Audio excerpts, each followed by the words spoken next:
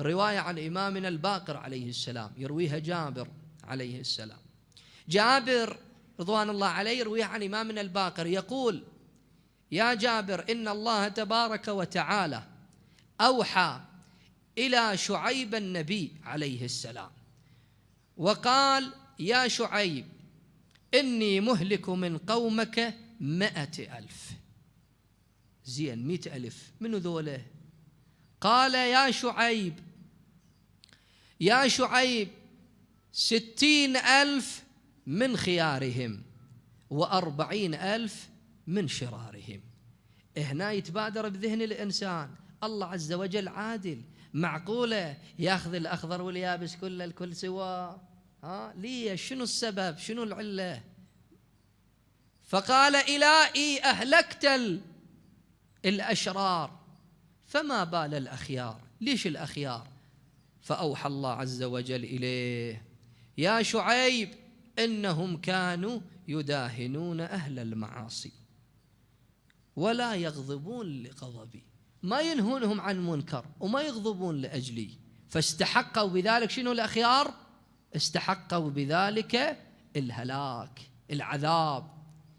فإذا قضية العامل الأول دع المخلوق للخالق لا غلط، لازم أخوك صديقك توجهه.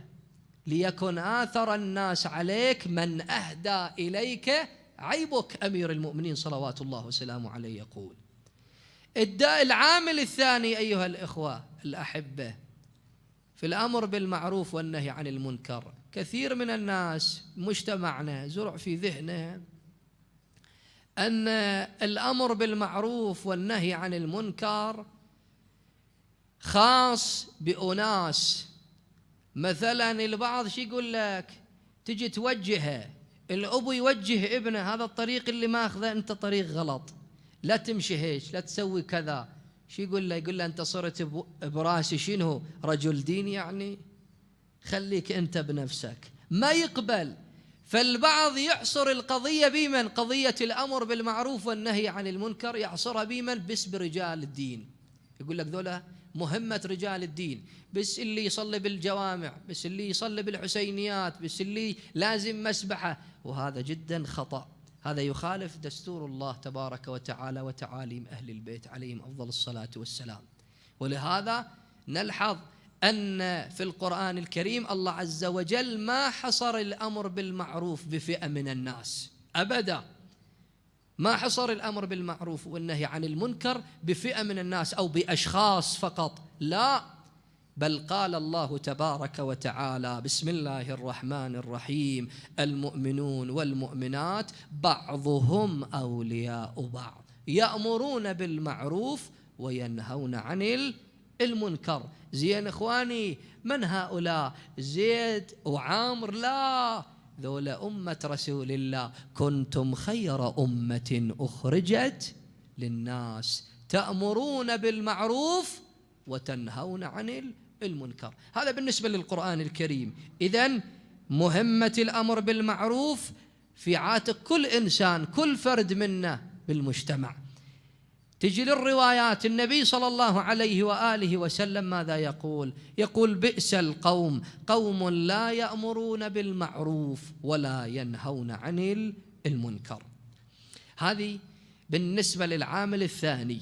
العامل الثالث أيها الأحبة، وهو كثير من الناس زرع في ذهنه في الأمر بالمعروف والنهي عن المنكر، لا يستطيع الإنسان أن يقوم بهذه المهمة إلا بالتقريع، إلا بالضرب والعنف والجفاء.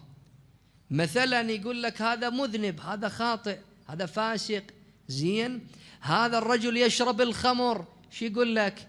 يقول لك: خليه، هذا الشاب نعذبه، نأذيه. هذا ما يخالف القرآن ويخالف تعاليم أهل البيت عليهم أفضل الصلاة والسلام. ما يمكن أنت تقرعه وتجافيه أو تنال من عنده، لازم تعطيه حلول، تعطيه طريق يسلكه هذا الشاب حتى لا يقع في أكبر من هذه الخطيئة. وهذا ما يخالف تعاليم أهل البيت عليهم أفضل الصلاة والسلام. ولهذا نلحظ في القرآن الكريم وهو دستور الله تبارك وتعالى لما أشار الله عز وجل إلى نبيه موسى على نبينا وآله وعليه أفضل الصلاة والسلام وأخي هارون، التفت الله عز وجل بالقرآن الكريم إيش قال؟